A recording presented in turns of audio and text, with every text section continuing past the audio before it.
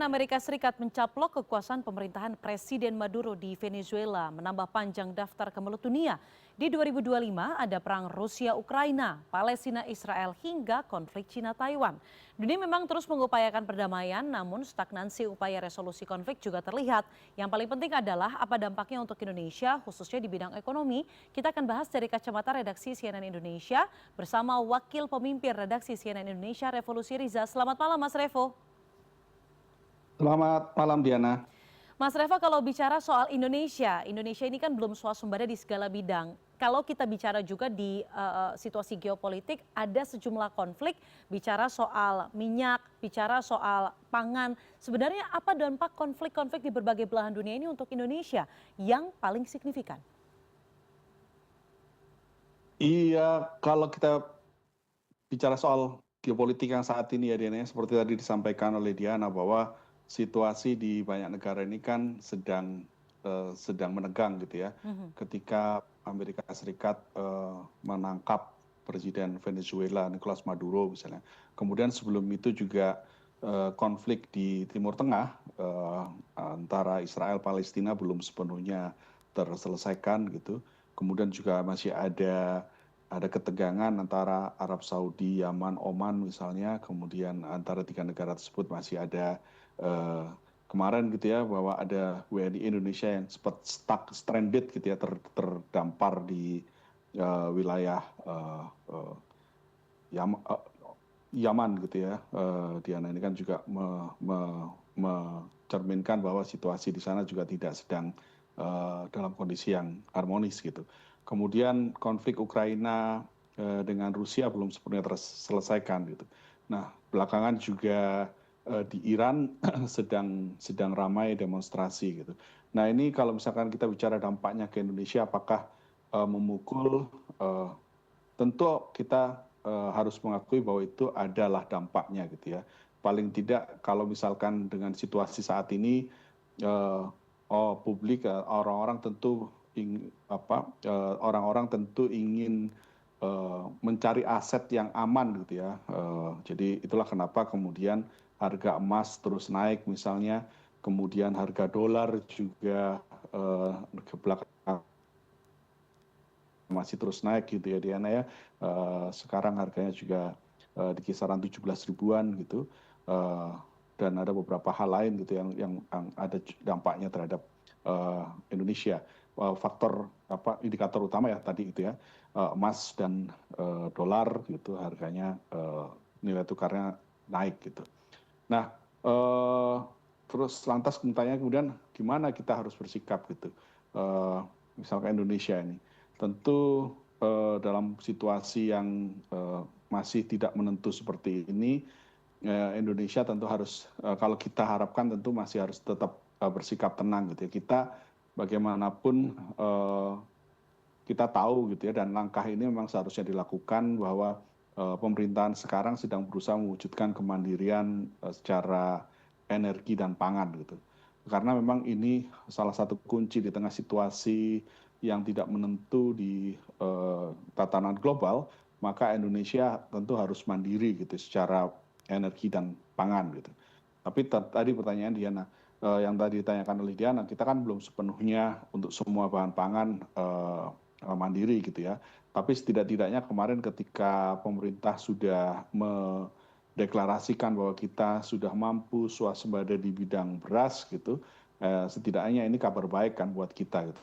Sementara kemudian nanti bertahap yang kita harapkan bagaimana pemerintah juga sedang mewujudkan kemandirian energi atau sedang mewujudkan kalau misalkan sumur-sumur minyak kita memang tidak cukup, tapi kita beralih ke transisi energi, maka kita juga harus perlu support juga bagaimana transisi misalnya peningkatan biofuel misalnya, komposisi bio dalam BBM kita harus ditingkatkan. Nah, memang masalahnya kemudian yang sering kali terjadi konflik yang ada adalah ketika meningkatkan, apakah kita ketika pemenuhan energi misalnya, seringkali itu juga berbenturan dengan lingkungan gitu ya, atau energi versus pangan gitu. Mhm. Ketika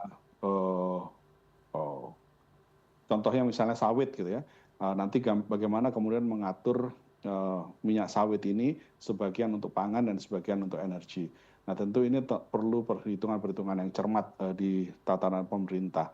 Kemudian juga Indonesia perlu juga memantapkan stabilitas di dalam negeri. Karena jika nanti dalam tatanan dunia ini secara geopolitik memanas, maka ekonomi tentu atau investasi tentu akan bergerak ke negara-negara yang stabil di dalamnya. Nah ini penting menjaga stabilitas di dalam negeri, bagaimana kemudian pemerintah harus menjaga stabilitas dalam negeri. Kemudian yang juga perlu penguatan adalah bagaimana kemudian Indonesia sebagai big brother gitu ya, sebagai salah satu negara yang paling besar di kawasan di Asia Tenggara, tentu harus memimpin ASEAN, harus bisa membangun supaya ASEAN ini juga tidak terpengaruh atau tetap dalam situasi yang kondusif gitu, sehingga ASEAN masih akan dianggap sebagai wilayah yang aman. Itu juga akan menggerakkan investasi-investasi ke wilayah ASEAN dan yang kita harapkan tentu di Indonesia.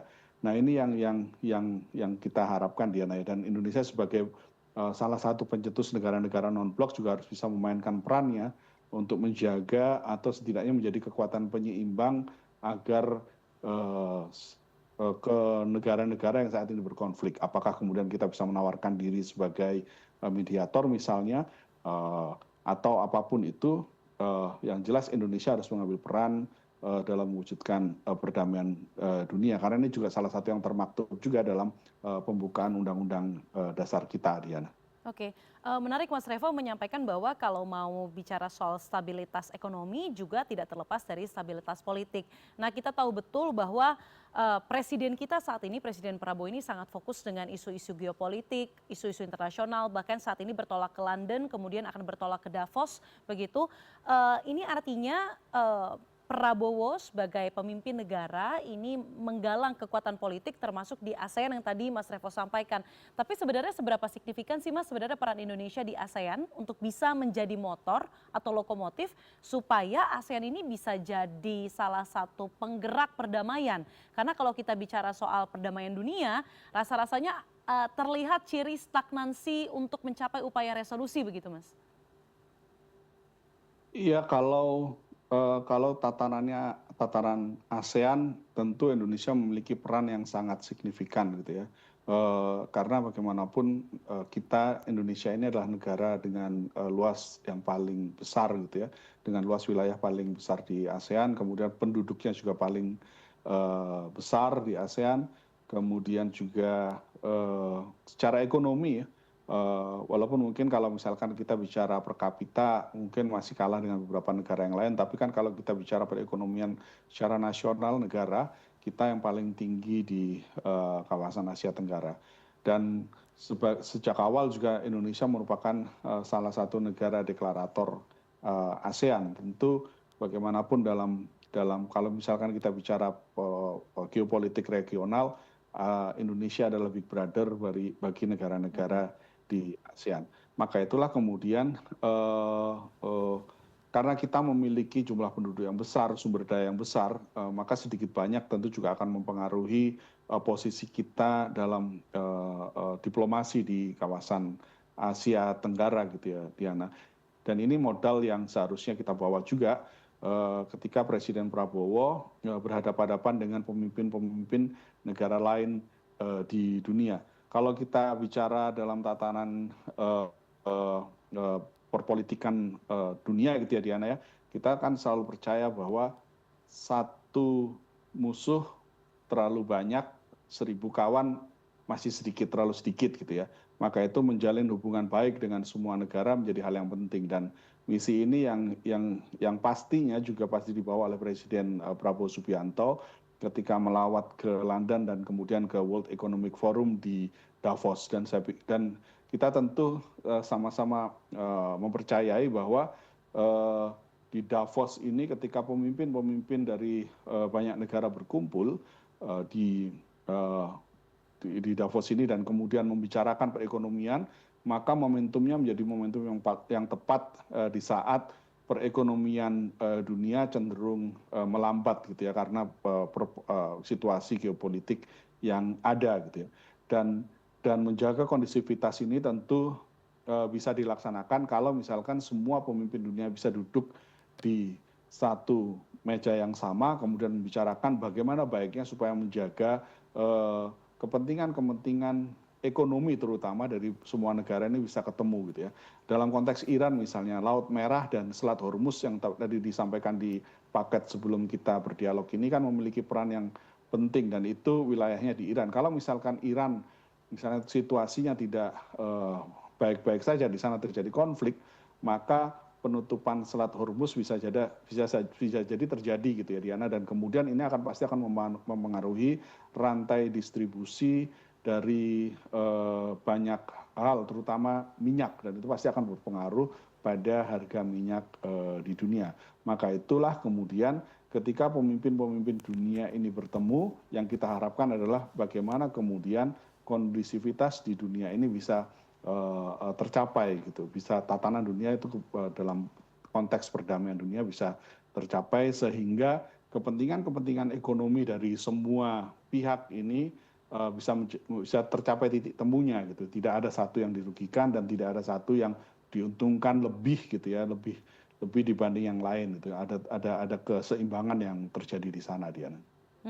Baik, kita harapkan tentunya kalau bicara perang, kemungkinan perang akan selalu ada, tetapi semoga tidak semakin dekat begitu dalam kemungkinan perang itu. Terima kasih Mas Revo. Tentu kita harapkan Indonesia dan juga pemerintahan Presiden Prabowo yang dalam tanda kutip kita katakan mungkin statusnya cukup gaul begitu ya di mata internasional. Semoga bisa membantu yang namanya Indonesia untuk bisa melangkah lebih maju lagi sebagai lokomotif perdamaian dunia. Terima kasih telah berbagi pandangan Anda malam hari ini bersama CNN Indonesia Prime News, Wakil Pemimpin Redaksi CNN Indonesia, Revolusi Riza.